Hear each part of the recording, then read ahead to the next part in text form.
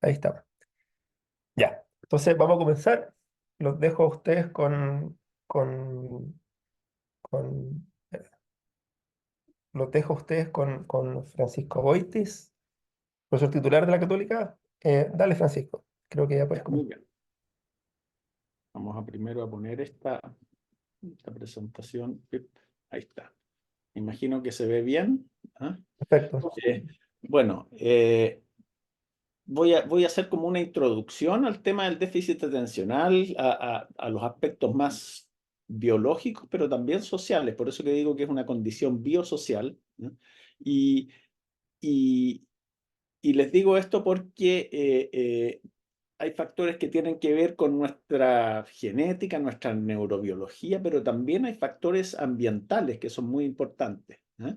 Voy a tener un énfasis en la biología porque esa es mi formación, pero vamos a hablar también de otros factores, ¿eh? Les quiero mostrar también un par de libros que hemos sacado en nuestro grupo, ¿no es cierto? Y que me imagino que están disponibles todavía en Ediciones UC, que es un manual de estudio para profesores acerca de déficit atencional y déficit atencional e hiperactividad, fronteras y desafíos, que esperamos generar una nueva edición dentro de poco.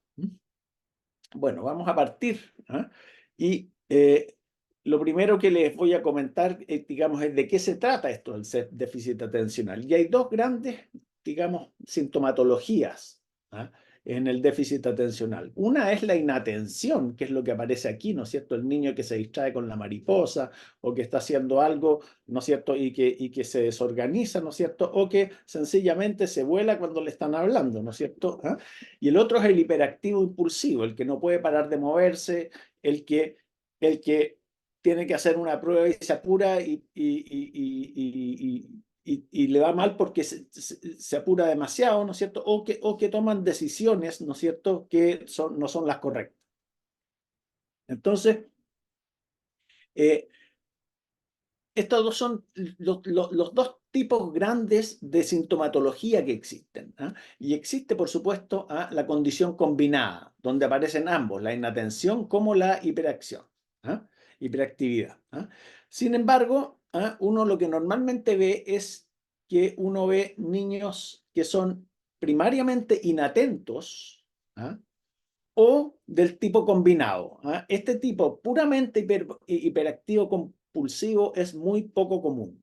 Entonces, o tenemos la sintomatología de inatención, ¿ah? O el tipo combinado. El tipo combinado es más común en niños y el tipo inatento es más común en niñas, ¿ah? Eh, Ahora, este diagnóstico que se hace de déficit atencional es bastante, ¿cómo decirlo?, bastante dependiente de quien hace el diagnóstico. Si ustedes se fijan, estos son distintos países y aquí muestran la tasa de incidencia o de diagnóstico de déficit atencional en los distintos países. Y ustedes ven que van de 4,7, 3,2, 1,2, 0,8 en Perú, ¿ah? En Estados Unidos es donde hay mayor diagnóstico de déficit atencional, 8,1%, pero en Chile tenemos un 10 o un 15% de diagnóstico. Para cualquier estándar es excesivo. Nosotros estamos tratando aquí con una condición que es totalmente sobrediagnosticada probablemente en nuestro país. Y esto es algo que también tenemos que abordar, ¿no es cierto?, a lo largo del diplomado, ¿ah?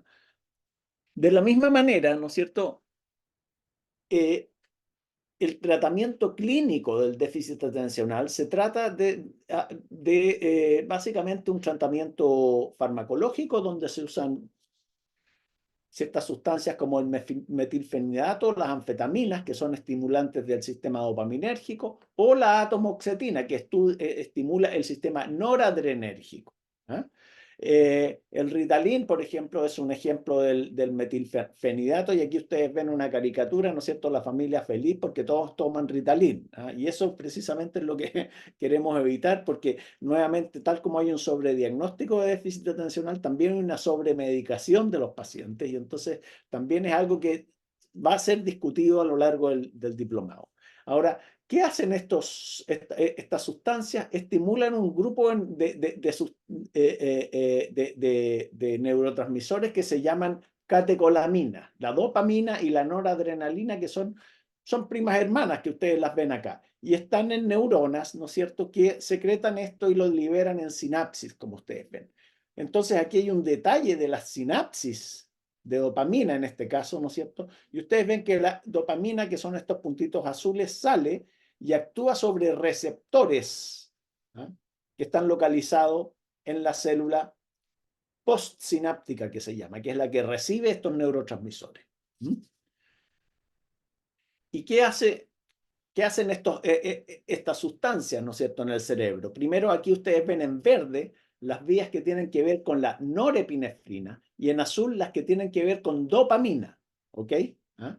Pero fundamentalmente estos neurotransmisores lo que hacen es regular el alerta, la atención, la motivación y lo que se llaman funciones ejecutivas, como la memoria de corto plazo, como la toma de decisiones, etc.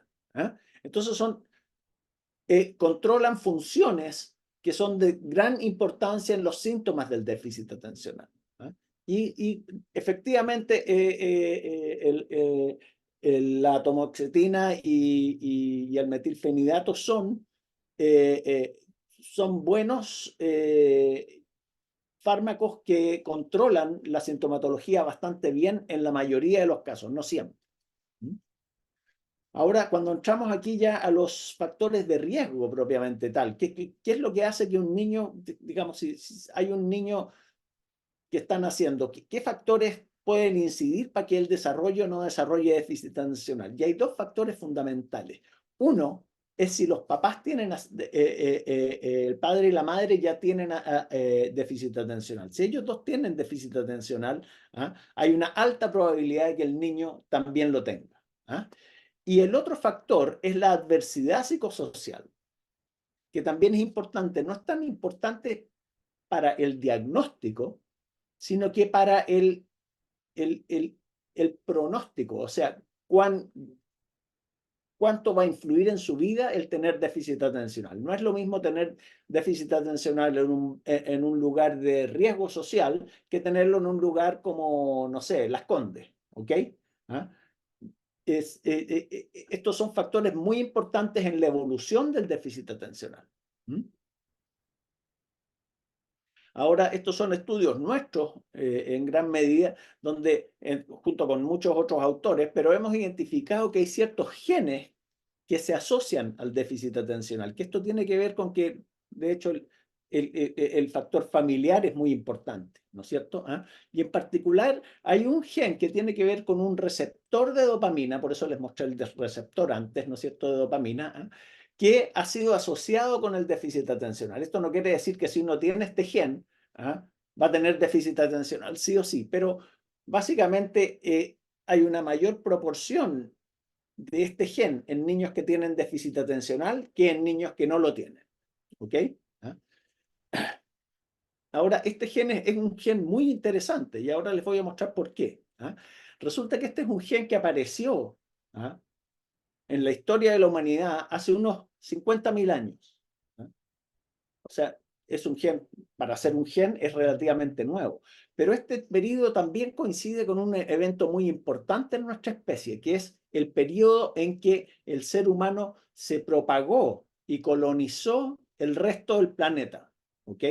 Entonces han surgido varias hipótesis al respecto y lo que han propuesto es que este gen favoreció, y el síntoma del déficit atencional también, favoreció la conducta exploratoria, el forrajeo y la conducta migratoria. O sea, fue un gen o una condición, ¿no es cierto?, que fue muy adaptativa, ¿ah?, en los inicios de nuestra especie.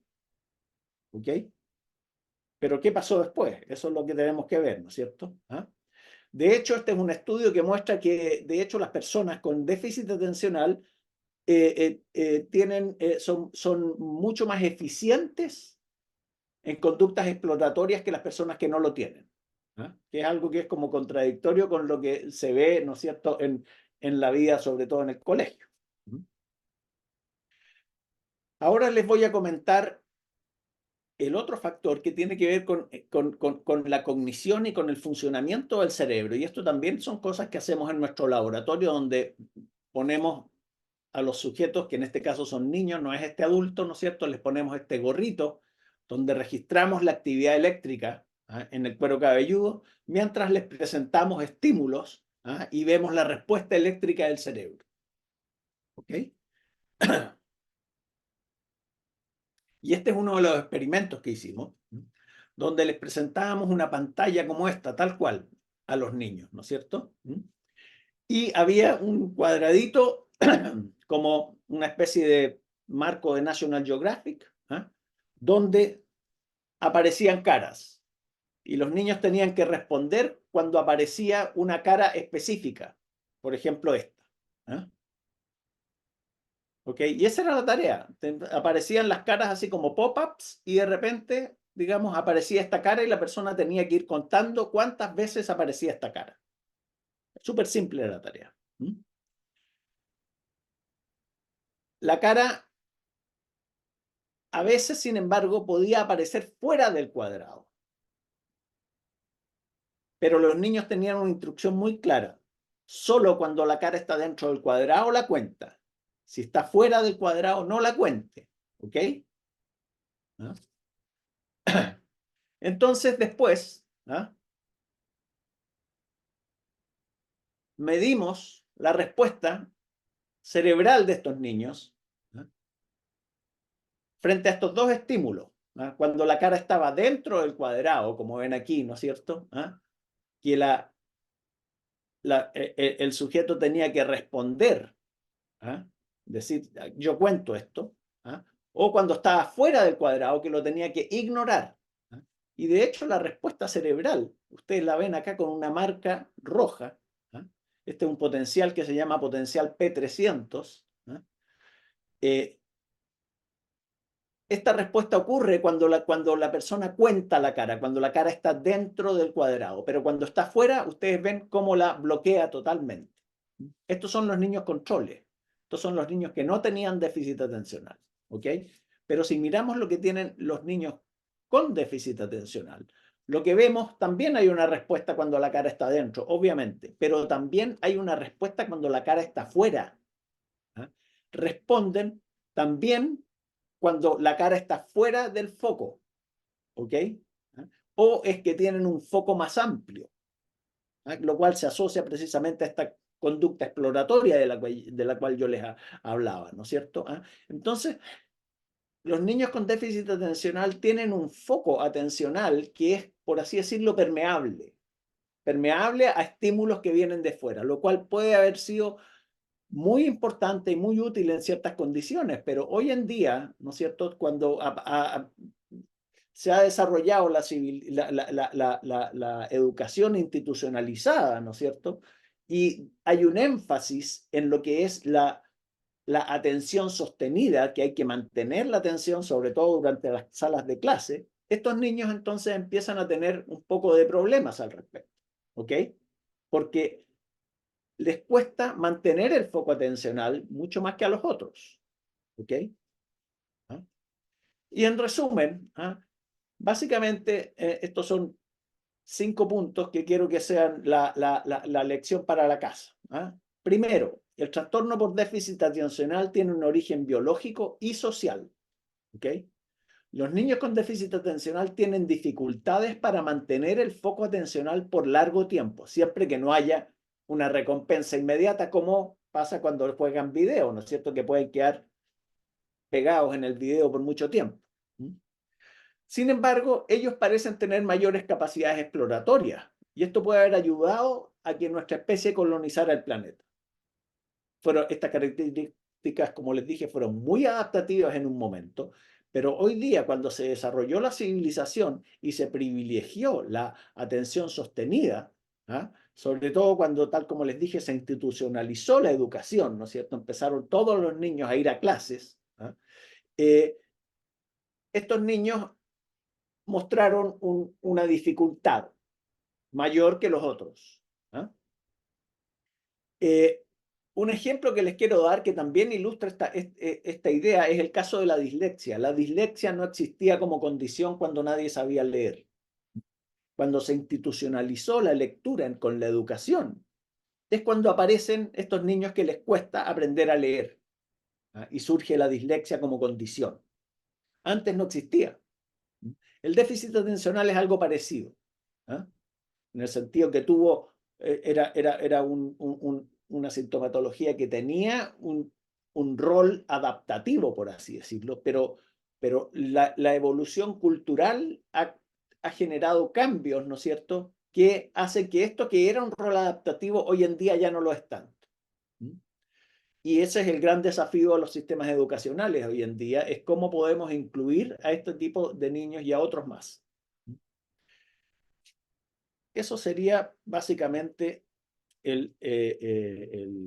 la presentación que les quiero hacer, que les quería dar. Es, como les decía, es una introducción a los temas que vamos a tomar en el diplomado por déficit atencional. Y eso, me gustaría también recoger preguntas si es que quieren hacerme, pero Una creo... pregunta súper interesante de Matilde Aguirre, que dice, ¿cuál es la probabilidad de que el déficit atencional persista de forma permanente asociado a factores psicosociales en el entorno de los niños? Por ejemplo, haber sufrido alguna adversidad en la infancia, como abuso, por ejemplo. Bueno, digamos, es que existe un componente que es adquirido y eso es innegable. Ahora, cuando las personas tienen una predisposición, ¿ah? Esta condición obviamente que se va a expresar mejor, o mejor, digamos, o más bien, ¿ah?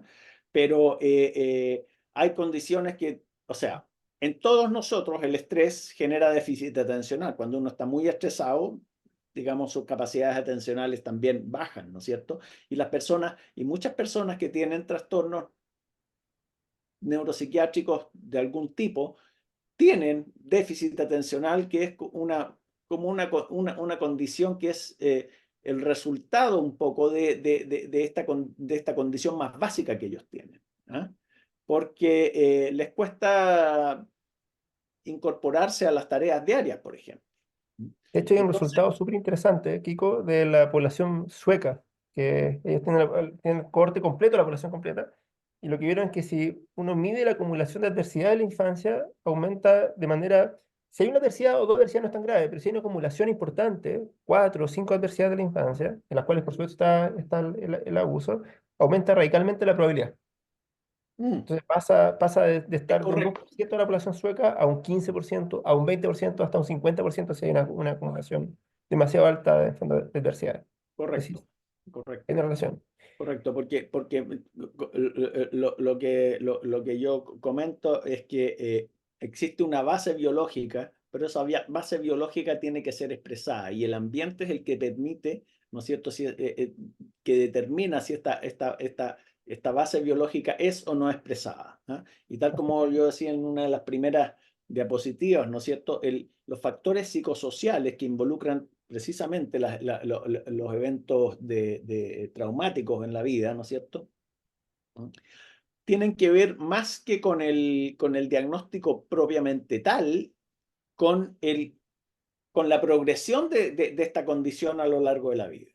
Es mucho más, produce mucho más efecto esta condición en una persona que ha tenido una historia de adversidad versus una persona que ha tenido una familia estable, no ha tenido dificultades económicas, etc. ¿Mm? Otra pregunta interesante que Pablo pregunta, ¿qué diferencia se da considerando el género?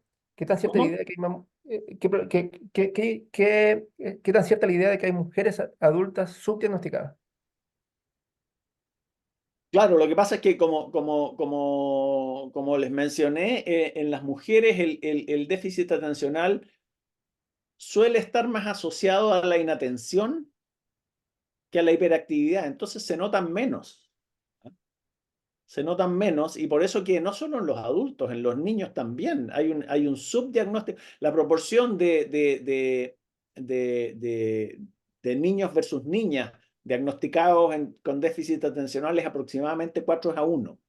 Eso te indica que hay un subdiagnóstico importante en el caso de las niñas, ¿ah? y que probablemente es porque pasan más desapercibidas, ¿no? El Ah, inatento en clase causa menos problemas que el hiperactivo en clase, un poco, ¿no? menos disruptivo. Menos disruptivo, claro. Pregunta también, ¿qué relación existe o existe alguna comorbilidad entre el déficit y el espectro autista? Hoy día se habla de, tal como lo señaló la persona que hizo la pregunta, del espectro autismo. Ya no está el autismo. El espectro autista es una variedad de condiciones, porque se ha observado de que en verdad hay una gran variabilidad en la sintomatología de este grupo de pacientes. Y dentro de este grupo de pacientes, ¿no es cierto?, están, digamos, hay distintas condiciones como el autismo propiamente tal, el síndrome de Asperger, y tal vez en el lado más benigno de todo, puede estar la sintomatología del déficit atencional. ¿Mm? En el fondo, todos estos son llamados trastornos del desarrollo, ¿mm? Donde hay un problema con la maduración de ciertas redes de la corteza y del cerebro en general, que van afectando la vida social y cognitiva. Entonces, en ese caso, el déficit atencional es como tal como dije, la condición más benigna de todo esto que uno podría llamar el espectro autista.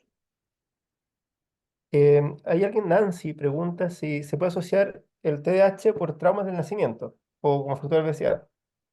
Eh, claro que sí, por ejemplo, los niños prematuros tienden a tener mayor incidencia de déficit atencional.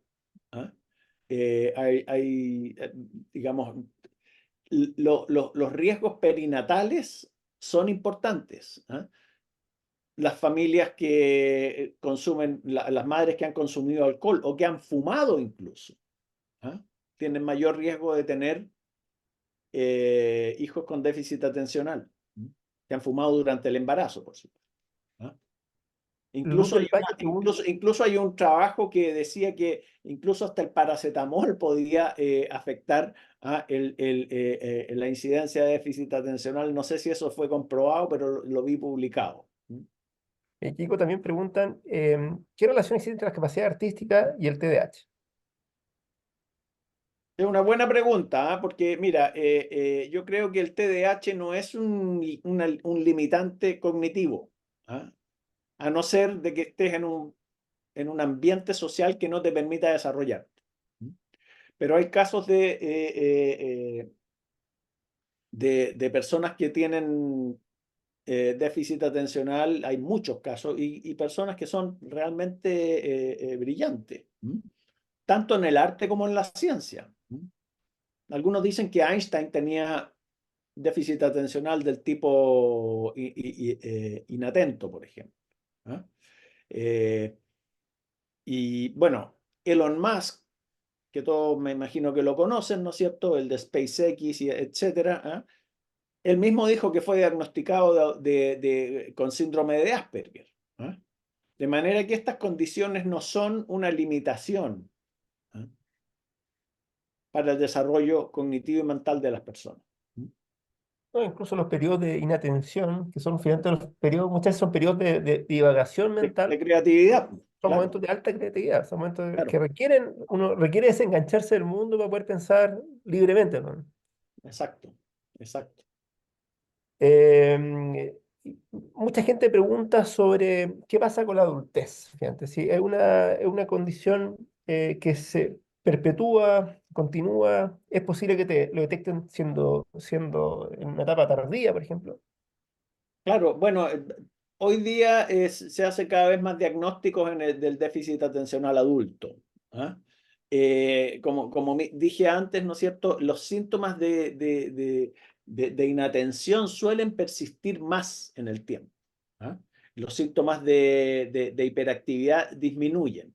Ahora, hay ciertas estadísticas que son importantes. Por ejemplo, los adultos con déficit atencional en general tienden a tener más problemas económicos, más problemas de pareja, ¿ah?, y más problemas de trabajo, más accidentes de auto también. Y con la ley también. ¿ah? Cuando Y con la ley también. más facilidad de tener Hay preso. un, bueno, hay un factor de riesgo muy importante del déficit atencional que tiene que ver con el abuso de sustancias y conductas de riesgo, ¿ah? Mm, Que también es algo que hay que considerar. sí. Eso, bueno, muchas gracias por todas las preguntas. Queríamos también aprovechar no sé si tiene la diapositiva, Kiko, Sí, de los volvemos diplomados. atrás. ¿Lo Volvemos puedes atrás. poner? Déjame ver. Ups. A todos los que están acá, nosotros tenemos con Francisco y con otros académicos de la Católica y de otras universidades un espacio de formación un poquito más formal, que es un diplomado de déficit atencional, que comienza en el mes de agosto. Ahí está, ahí está. Ahí, si quieren, pueden sacarle con su teléfono una foto del QR, que está bien chiquitito, pero de todas formas, a todos los que están participando hoy día, les vamos a mandar el link de la presentación. Y dos, la información de este diplomado online que comienza el 3 de junio, un diplomado que dura 4 meses. Las actividades son autónomas, ustedes tienen mucho espacio para trabajar en los momentos que ustedes puedan y las clases son en vivo, o sea, en vivo pero online en el fondo. Ahí también en el chat aparece un link donde ustedes pueden tener más información sobre los horarios, los profesores y un sinfín de cosas. Pasa a la diapositiva siguiente, Kiko, que a su vez también tenemos un diplomado en neurociencia. Esta es la información del año pasado, pero también se va a hacer el año 2024. El diplomado de neurociencia es desde agosto hasta diciembre. Es un poquito más amplio que el déficit muy enfocado en el déficit, en la parte más clínica, en la parte educacional. Está muy enfocado al mundo que está trabajando con gente con niños con déficit. El caso de neurociencia es un poco más amplio, se habla mucho de neurodesarrollo, se habla mucho de función ejecutiva, hablamos también de patologías que tienen que ver con la vejez relacionadas con el cerebro. Así que aquí hay una doble invitación a estos dos programas de educación continua, que son parte de la Facultad de Medicina de la Católica y que a su vez son parte del Centro de Neurociencia que dirige aquí el profesor Aboiti. Así que quería agradecerle a todos los que participaron, a todos los que nos escucharon. Vamos a subir a distintas plataformas este webinar y por cualquier cosa tienen nuestros contactos y el link de donde pueden seguir haciendo preguntas. Muchas gracias, Kiko. Muchas gracias a todos Muchas por gracias a su todos atención. también.